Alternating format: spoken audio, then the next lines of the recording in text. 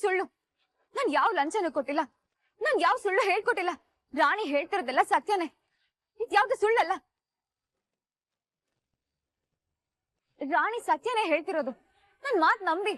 ಸುಳ್ಳು ಹೇಳಿ ಇನ್ನೊಬ್ರು ಮರ್ಯಾದೆ ತೆಗಿಯೋದೇ ನಿನ್ ಕೆಲ್ಸ ಅಲ್ವಾ?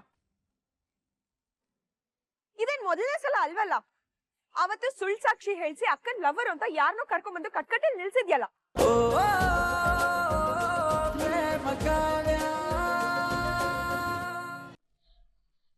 ರಾಮ್, ನೀನ್ ಈ ಮಾತು ಹೇಳ್ತಿದ್ಯಾ? ಹೌದು, ನಾನೇ ಹೇಳ್ತಿರೋದು. ನನ್ ಮೇಲಿರೋ ಆರೋಪ ಹಾಗೆ ಇರ್ಲಿ.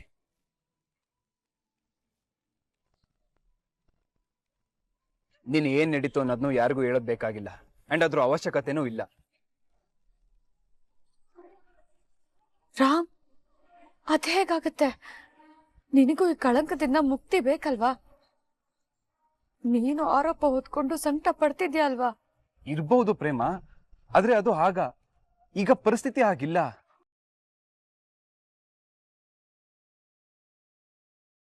ನೀನ್ ಹೇಗ್ ಮದ್ವೆ ಅದೆ ಅಂತ ಹೇಳೋ ಅವಶ್ಯಕತೆ ಇಲ್ಲ. ಬೇಕಿದ್ರೆ ರಾಣಿ ಹೇಳಿ ಸುಳ್ಳು ಅಂತ ನೀನ್ ಹೇಳ್ಬಹುದು.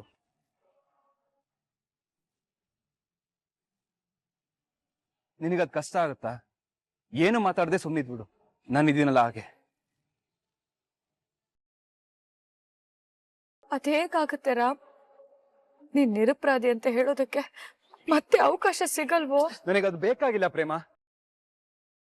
ಹೌದು, ನಾನು ಒಳ್ಳೆಯವನು ಅಂತ ಪ್ರೂವ್ ಮಾಡ್ಕೊಳ್ಳೋದಕ್ಕೆ ನನಗೆ ಮತ್ತೆ ಇನ್ನೊಂದು ಅವಕಾಶ ಸಿಗದೆ ಇದ್ರೂ ಚಿಂತೆ ಇಲ್ಲ. ನೀನು ಸತ್ಯ ಹೇಳ್ಬಾರ್ದು ಅಷ್ಟೇ. ಏನ್ ಹೇಳ್ತಿದ್ಯಾ ರಾಮ್? ಸುಳ್ಳಿನ ಅರಮನೆಯಲ್ಲಿ ಜಾಸ್ತಿ ದಿನ ಇರೋದಕ್ಕಾಗಲ್ಲ. ಇದು ನಿನಗೆ ಮೊದ್ಲೇ ಗೊತ್ತಿರ್ಬೇಕಿತ್ತು, ಈಗಲ್ಲ. ಆಗ ನೀನ್ ಸತ್ಯ ಹೇಳಿದ್ರೆ ಅದಕ್ಕೊಂದು ಅರ್ಥ ಇರ್ತಿತ್ತು.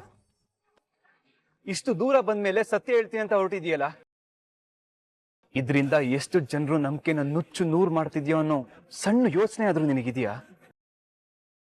ತಲೆ ಕೆಟ್ಟಿದೆ ನಿನಗೆ. ಕಳಂಕ ತಗೊಂತಳಂತೆ, ಕಳಂಕನ. ದೊಡ್ಡ ತ್ಯಾಗಮಯ್ಯ ಆಗ ಹೋಗ್ಬೇಡ ನೀನು.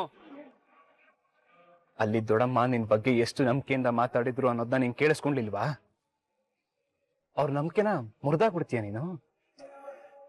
ಒಬ್ರು ನಂಬಿಕೆನ ಮುರಿದಾಕೋದು ಅಷ್ಟೇ ಈಸಿನಾ ನಿನಗೆ? ನಿಮ್ ತಂದೆ ನನ್ನ ಎದುರು ಬಂದು ನನ್ನ ಮಗಳು ಮಾಡ್ದಿರೋ ತಪ್ಪಿಗೆ ಅವಮಾನ ಪಡ್ತಿದ್ದಾಳೆ, ನೀವೇನಾದ್ರೂ ಮಾತಾಡಿ ಅಂತ ಕೇಳಿದ್ರು, ಅದು ಅವ್ರು ನಿನ್ ಮೇಲೆ ಎಷ್ಟು ನಂಬಿಕೆ ಇಟ್ಟಿದ್ದಾರೆ ಅನ್ನೋದನ್ನ ತೋರಿಸ್ತಿತ್ತು. ನಂಬಿಕೆನ ಮುರಿದಾಕ್ಬಿಡ್ತೀಯ ನೀನು? ಆಗ ಮುರಿದಾಕ್ಬಿಟ್ರೆ ಪರಿಸ್ಥಿತಿ ಏನಾಗುತ್ತೆ ಅಂತ ಗೊತ್ತಾ ನಿನಗೆ? ಅಲ್ಲಿ ನಿಮ್ಮಮ್ಮ ಸೆರ್ಗಿಡ್ಕೊಂಡು ಬೇಡ್ಕೊಳ್ತಾ ಇದ್ದಾರೆ, ನನ್ ಮಗಳು ಮಾನ ಪ್ರಾಣ ನಿನ್ ಕೈಲಿದೆ, ಅದಕ್ಕೆ ಏನ್ ಹೇಳ್ತೀಯ ಅಂತ. ಏನ್ ಹೇಳ್ತೀಯ ನೀನು? ನಿಮ್ಮಮ್ಮ ನಿನ್ ಮೇಲೆ ಇಟ್ಟಿರೋ ವಿಶ್ವಾಸಕ್ಕೆ ಬೆಂಕಿ ಇಡ್ತೀಯ? ಮುಂದೆ ಯೋಚ್ಸಲ್ಲ, ಮುಂದೆ ಯೋಚ್ಸಲ್ಲ ಹೇಳ್ಬಿಡ್ತಾಳಂತೆ. ಮದ್ವೆ ಟೈಮಲ್ಲೂ ಇದೇ ತಪ್ಪು ಮಾಡಿದ್ ನೀನು, ಈಗ ಅದಕ್ಕಿಂತ ದೊಡ್ಡ ತಪ್ಪು ಮಾಡಕ್ ಹೊರಟಿದ್ಯಾ ನೀನು. ಎಲ್ರ ಬಗ್ಗೆ ಯೋಚನೆ ಮಾಡು ಪ್ರೇಮ.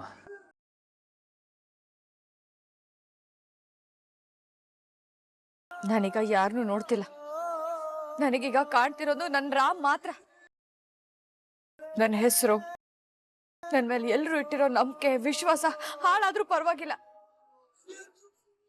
ನೀನ್ ಒಳ್ಳೆಯವನು ಅಂತ ಎಲ್ರಿಗೂ ಗೊತ್ತಾದ್ರೆ ನಂಗಷ್ಟೇ ಸಾಕು ರಾಮ್. ದೊಡ್ಡ ಲೂಸ್ ಕಣೆ ನೀನು.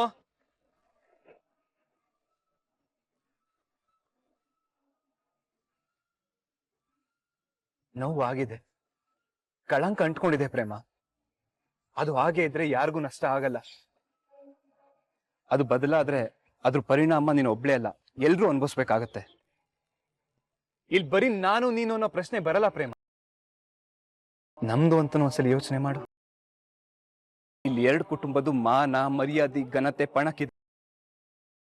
ನೀನ್ ಬಾಯಿ ಬಿಟ್ರೆ ಏನಾಗುತ್ತೆ ಅಂತ ನಿನಗೆ ಹೇಳ್ತೀನಿ, ಕೇಳಿಸ್ಕೊ.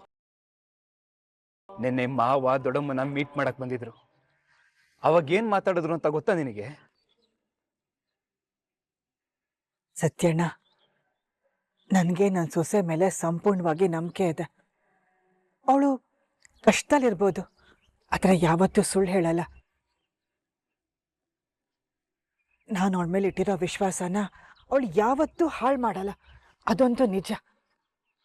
ಅಕ್ಕ, ಅವಳದೇ ತಪ್ಪು ಅಂತ ಆದ್ರೆ ಆ ವಿಶ್ವಾಸನೂ ಹೋಗತ್ತೆ, ಅವಳ ಮೇಲೆ ಇಟ್ಟಿರೋ ನಂಬಿಕೆನೂ ಹೋಗುತ್ತೆ. ಸ್ನೇಹ ಅಷ್ಟು ಕಾನ್ಫಿಡೆಂಟ್ ಆಗಿ ಹೇಳ್ತಾ ಇದ್ದಾಳೆ ಅಂದ್ರೆ ಏನೋ ಸತ್ಯ ಇರಲೇಬೇಕಲ್ವಾ? ಬೆಂಕಿ ಇಲ್ಲದೆ ಹೊಗೆ ಆಡಲ್ಲ. ಖಂಡಿತ ಪ್ರೇಮ ಏನೋ ತಪ್ಪು ಮಾಡಿರ್ಲೇಬೇಕು. ಮಹೇಶ್ವರಿ, ದಯವಿಟ್ಟು ಬಾಯಿಗೆ ಬಂದಾಗೆಲ್ಲ ಮಾತಾಡ್ಬೇಡಮ್ಮ. ನನ್ನ ಮಗಳು ಯಾವ ತಪ್ಪು ಮಾಡಿರೋಕ್ ಸಾಧ್ಯನೇ ಇಲ್ಲ. ಒಂದ್ ವೇಳೆ ನೀವು ಮಾಡ್ತಿರೋ ಆರೋಪ ನಿಜನೇ ಆಗಿದ್ರೆ ನಾನು ಬದುಕಿದ್ರು ಪ್ರಯೋಜನ ಇಲ್ಲ. ಹಾ, ನನ್ನ ಮಗಳು ಅನ್ಯಾಯ ಮಾಡಿದ್ರೆ ನನ್ನ ಮಗಳಿಗಿಂತ ಜಾಸ್ತಿ ನಮ್ಮ ಕುಟುಂಬದ ಮಾನ ಮರ್ಯಾದೆ ಹೋಗುತ್ತಮ್ಮ. ಮಾನ ಮರ್ಯಾದೆನೆ ಹೋದ್ಮೇಲೆ ನಾನು ಬದುಕಿದ್ರಷ್ಟು ಸತ್ರಷ್ಟು. ಒಂದ್ ವೇಳೆ ಅಂತ ದಿನ ಏನಾದ್ರೂ ಬಂದ್ರೆ ನಾನು ನಿಂತ ಜಾಗದಲ್ಲೇ ಪ್ರಾಣ ಬಿಡ್ತೀನಿ.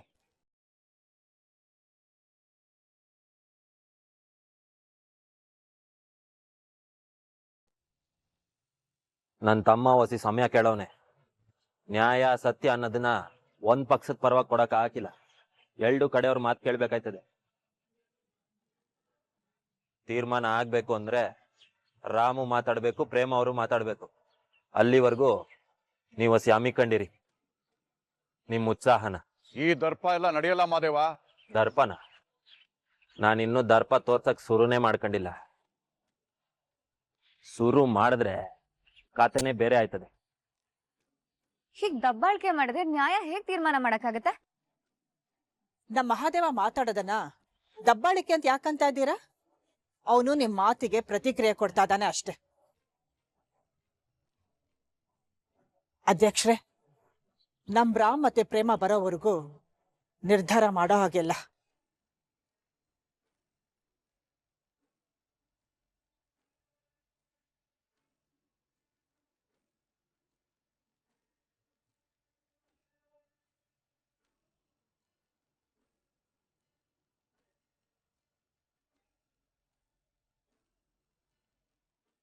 ನೋಡಿ ರಾಮ್ ಪ್ರೇಮ್, ನಿಮ್ಮಿಬ್ಬರು ಮೌನದಿಂದ ಇಲ್ಲಿ ಪರಿಸ್ಥಿತಿ ಬಿಗಿಗೊಳ್ತಾ ಇದೆ.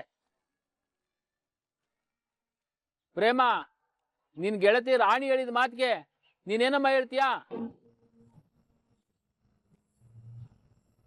ಬಾಯ್ ಬಿಟ್ಟು ಮಾತಾಡಮ್ಮ. ಅದು ಸತ್ಯನಾ ಸುಳ್ಳ?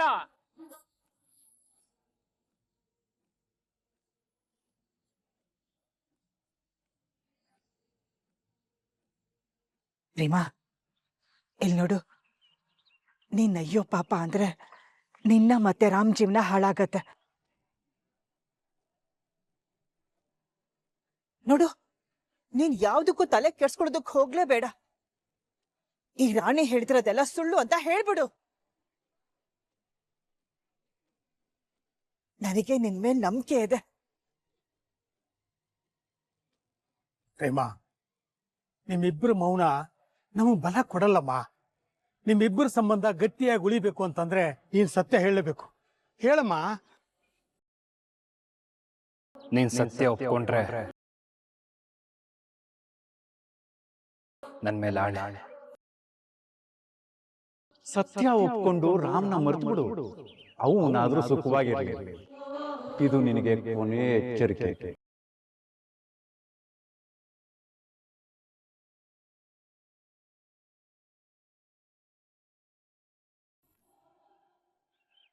ನೋಡಿದ್ರಾ, ಇದಕ್ಕಿಂತ ಸಾಕ್ಷಿ ಇನ್ನೇನಿದೆ?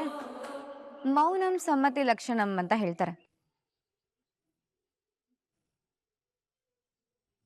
ಈ ಪ್ರೇಮ ಮೌನನೇ ರಾಣಿ ಹೇಳಿದ ಸತ್ಯ ಅಂತ ಸಾರಿ ಸಾರಿ ಹೇಳ್ತಿದೆ.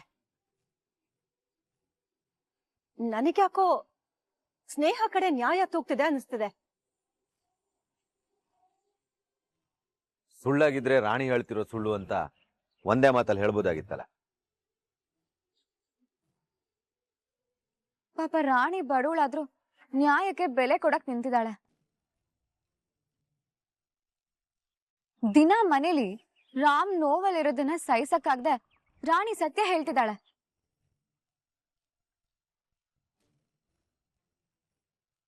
ಇವಳ ಮಾತನ್ನ ನಾವೆಲ್ಲರೂ ಗೌರವಿಸ್ಬೇಕು. ಅವಳ ಮಾತನ್ನ ನಾವೆಲ್ಲರೂ ಒಪ್ಲೇಬೇಕು. ರಾಣಿ ಹೇಳ್ತಿರೋದು ಸುಳ್ಳು.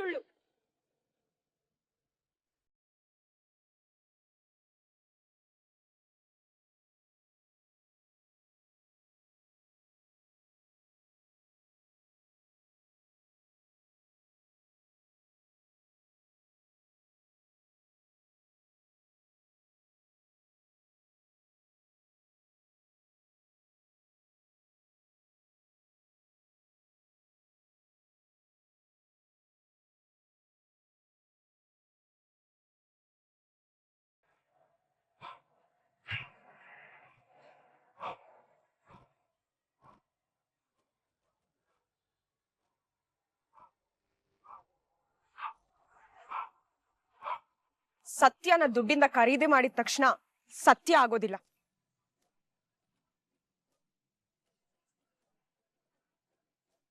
ರಾಣಿ ಕತೆ ಹೇಳ್ತಿರೋದು ದುಡ್ಡಿನ ಆಸೆಗೋಸ್ಕರ. ಸ್ನೇಹ ಹೇಳ್ಕೊಟ್ಟಿದ್ದನ್ನ ಕಂಠಪಾಠ ಮಾಡಿ ನಮ್ಗೆ ಒಪ್ಪಿಸ್ತಿದ್ದಾಳೆ ಅಷ್ಟೇ.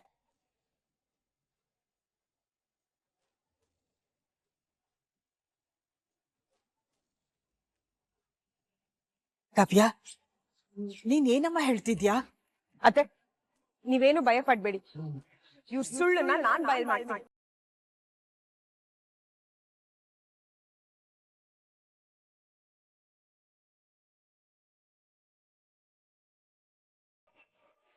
ಹೇಳು, ಸುಳ್ಳು ಹೇಳೋದಿಕ್ಕೆ ರಾಣಿಗೆ ನೀನ್ ಎಷ್ಟು ಲಂಚ ಕೊಟ್ಟೆ?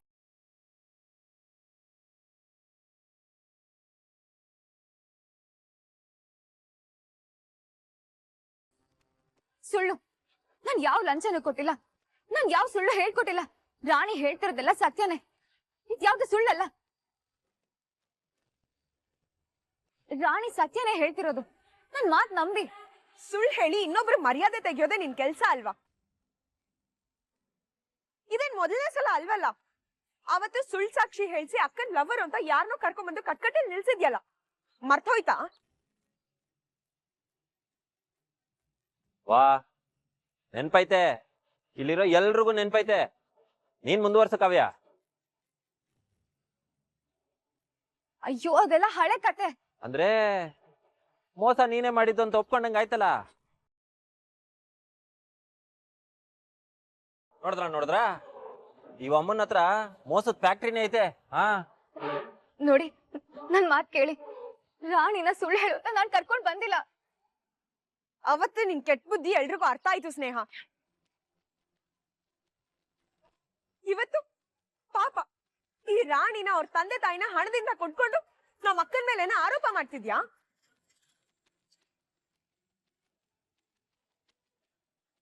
ಇದ್ದಪ್ಪ, ನನ್ನ ಹೆಂಡ್ರು ಮಾತಾಡ್ತಾಳೆ ಅಂದ್ರೆ ಗುಂಡ್ ಹೊಡ್ದಂಗ್ ಇರ್ತೈತೆ. ಈಗ ಅದ್ ಯಾವನ್ ಅವಳ ಮಾತಿಗೆ ಉತ್ತರ ಕೊಡ್ತಿರೋ ಕೊಡ್ರಲ್ಲ ನೋಡುಮ. ಆಯ್ತು, ನಾನು ಉತ್ತರ ಕೊಡ್ತೀನಿ.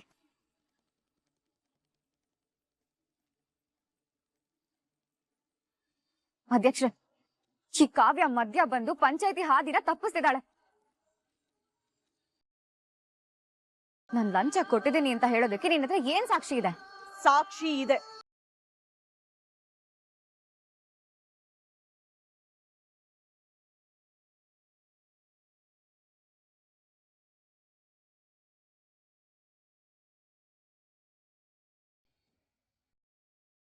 ನಿನ್ ಮಾತಿಗೆ ನಾನ್ ಭಯ ಪಡಲ್ಲ. ಅದ್ ಏನ್ ಸಾಕ್ಷಿ ಇದೆಯೋ ಕೊಡು. ಭಯ ಪಡ್ಬೇಕು, ಭಯ ಆಗುತ್ತೆ. ಅಲ್ಲ, ನಮ್ಮ ಅಕ್ಕನ ವಿಷಯದಲ್ಲಿ ಪಂಚಾಯತಿ ನಡೀತಿದ್ರು ನಾನ್ ಯಾಕೆ ಇಷ್ಟು ಲೇಟ್ ಆಗಿ ಬಂದೆ ಅಂತ ಒಂದ್ಸಲನಾದ್ರೂ ಯೋಚನೆ ಮಾಡಿದ್ಯಾ ನೀನು? ಹೇಳ್ತೀನಿ ಕೇಳು. ನೀನೆನ್ನೆ ರಾಣಿನ ನಿನ್ ಕಾರಲ್ಲಿ ಕರ್ಕೊಂಡು ಹೋಗ್ತಿದ್ದೀನ ನಾನ್ ನೋಡ್ದೆ.